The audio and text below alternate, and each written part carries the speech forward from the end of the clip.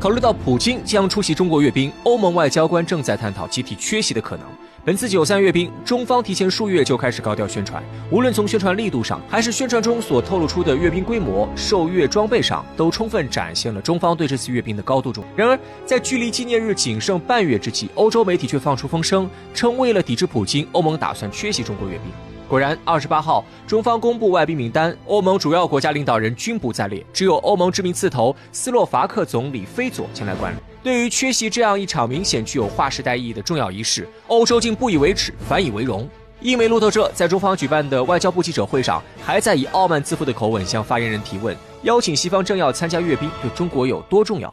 这句提问的潜台词无非是没有他们这些西方国家的认证，中国的阅兵就不具备国际认同，场面再怎么盛大也是自娱自乐。显然，在这些欧洲国家眼中，自己就是世界主流的代表。如果将时间倒退200年，欧洲这样的态度当然没有什么问题，因为那时的欧洲凭借在工业革命中的先发优势，手握先进生产力，在全球化初期所向披靡。亚非拉地区大多沦为欧洲的殖民地或半殖民地，自然只能附和欧洲的意见。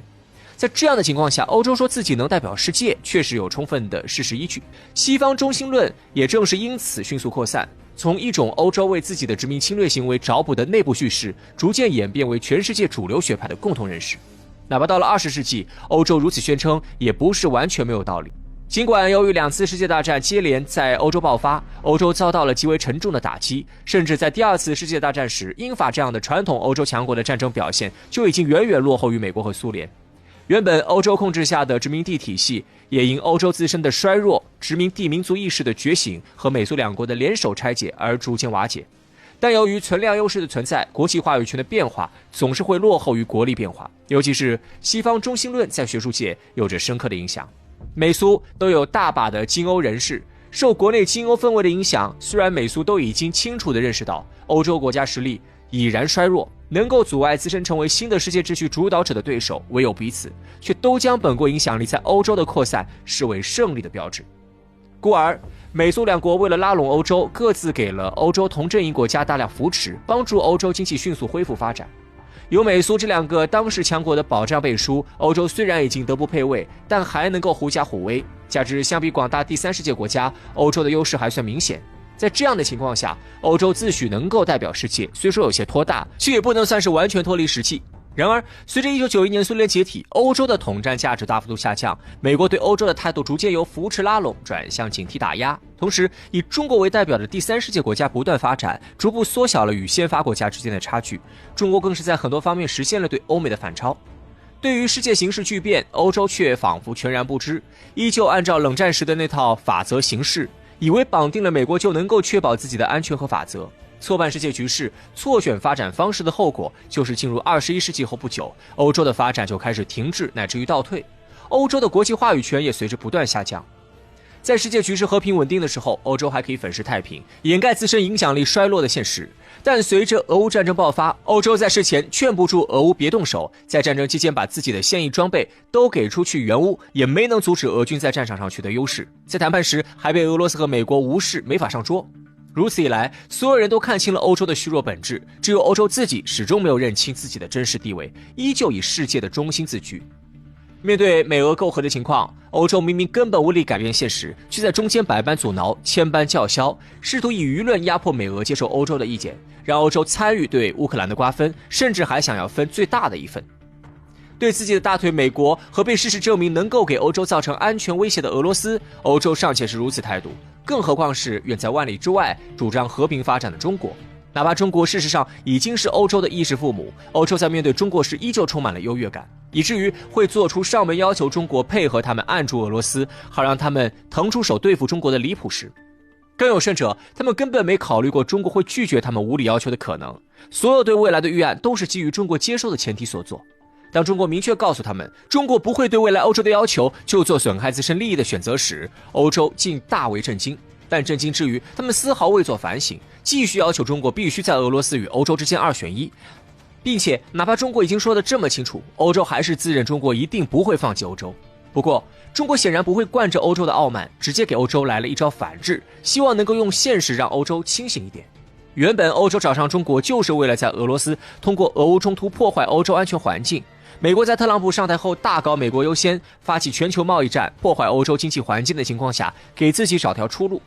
中国作为世界经济发展的引擎，自然是欧洲最好的选择。何况此刻的欧洲正面临美俄的联手针对，帮助欧洲就意味着可能会得罪美俄。在这样的情况下，几乎可以说只有已经和美国打了多年贸易战，同时是俄罗斯最大贸易伙伴的中国有胆量有能力在美俄压力下对欧洲伸出援手。欧洲却因为自己的傲慢把中国得罪个彻底，结果自然只能是让欧洲本就糟糕透顶的经济进一步雪上加霜。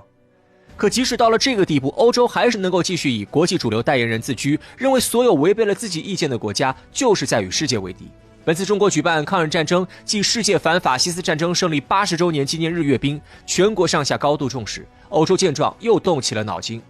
在阅兵已经经过充分预热之后，欧洲忽然提出，只要普京出席阅兵，欧洲代表就不会出席，试图以此施压中国配合他们打压俄罗斯的国际影响力。但现实却是，无论是从国家实力上看，还是从与中国的关系上看，俄罗斯都比欧洲更值得中国的重视。更何况93阅兵关乎反法西斯叙事，在这个问题上，欧美常年颠倒黑白，试图抹杀中苏的反法西斯功绩。中俄两国在维护历史真相上已经达成了共识和合作。8月28号，中国正式公布了阅兵式的外宾名单，俄罗斯总统普京赫然名列首位，充分彰显了中国对俄罗斯的重视。欧洲眼见自己的算盘没打成，不知是恼羞成怒，还是真的傲慢至此，竟在中国的外交部发布会上饱含恶意的提问。中方今天上午公布了参加93阅兵的外方嘉宾名单，名单中没有提到任何西方主要国家，邀请西方政要参加阅兵对中国来说有多重要。对于这个充满了西方中心主义的问题，中国的回应是让他们自己去看外宾名单，并强调中方举办有关纪念活动是为了铭记历史、缅怀先烈、珍爱和平、开创未来。言外之意是，中国做事不是为了西方的认可，你们这些欧洲国家爱来不来，但是既然现在选择了不来，那么将来欧洲有求于中国的时候，也别怪中国冷淡。毕竟这场开创未来的盛会，欧洲自己选择了不参加，那么中国在未来和欧洲不谈情谊，只讲利益，也就成了理所应当。如果欧洲不能及时醒悟，镇雅尔塔体系还未彻底瓦解，欧洲在国际体系中话语权尚存，还未完全失去统战价值之际，顺应历史发展潮流，以更加积极的态度与中国合作，构建更加平等的新国际治理体系。那么到了将来，欧洲可能不得不面对亚非拉国家都在发展，只有欧洲不断衰落的难堪现实。分列式开始。很多人看完93阅兵直接喊自己变成军盲了，咱们用5分钟让大家看懂这次大阅兵。先用一句话概括此次大阅兵：93之后再无中美俄三足鼎立，只有美俄开始追赶中国军事的时代了。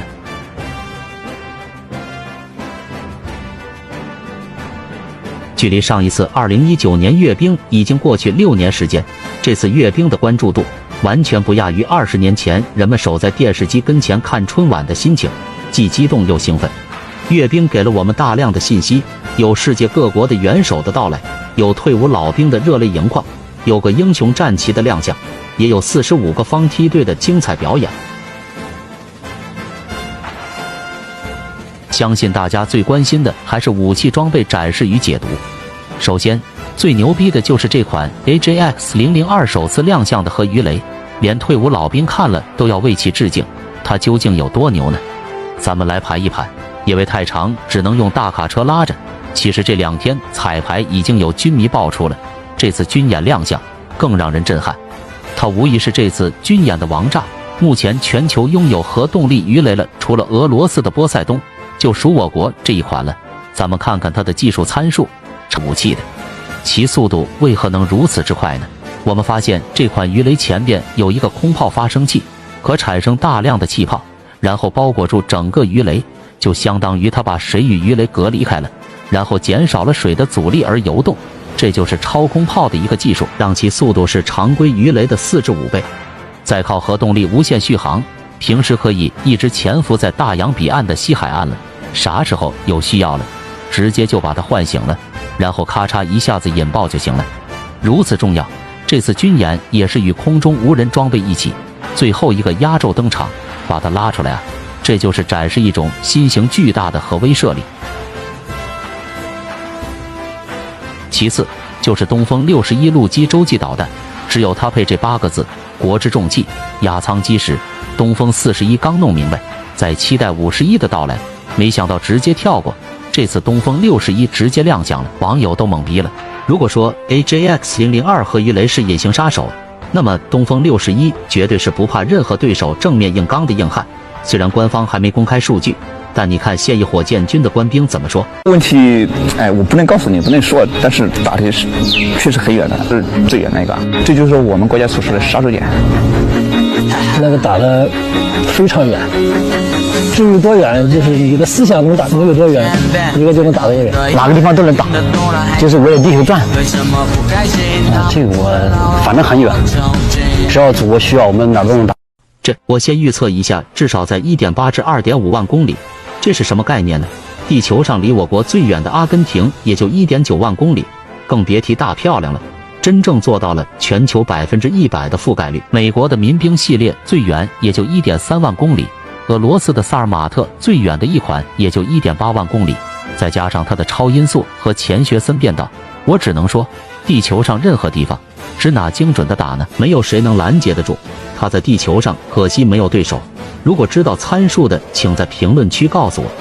东风家族除了它，还有东风31BJ，填补了我国景机发射的空白。东风5C 液体洲际核导弹，打击范围覆盖全球等等，也都是首次亮相。全球80亿人真正的可以坐在家里收到东风快递了，请问还有谁？接着又是一款首次亮相的激光武器 LY1，它是一款具有精准毁伤、持续打击突出优势的装备，它能够有效避免舰载火控雷达在锁定目标后与传统防空武器开火之间存在的时间差问题，以及传统舰载近防火炮散布比大的问题。说人话，就是瞄准即锁定，开火即命中，拦截精度非常高。目前关于 LY1舰载激光武器的具体技术参数，如激光功率、射程等，官方尚未完全公开披露。但从我们卖给沙特的寂静猎兽者来看，对无人机有 90% 的命中率，这次只会高不会低。而老美的目前拦截率只有 40%。紧接着就是巨浪3，虽然大家一直在网上有传我们这款武器，但咱妈一直没有公开亮相，这次是拉出来让全球人饱饱眼福。它是通过核潜艇垂直发射的一款核武器，单独隐蔽行动打击陆地重要目标。与美国与俄罗斯同一时代的武器3几和布拉瓦导弹相比较，从射程、载荷量、精准度等各种技术参数都略胜一筹。最后就是网友都呼吁的陆战武器坦克，99B 坦克、100坦克、100支援战车都是首次亮相。